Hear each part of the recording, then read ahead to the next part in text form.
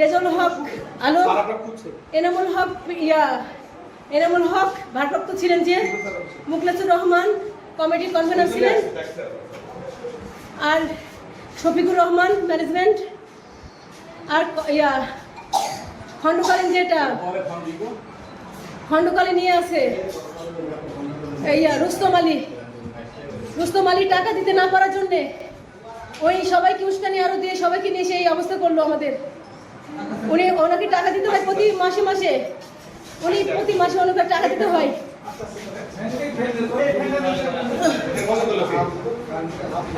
ওনাকে টাকা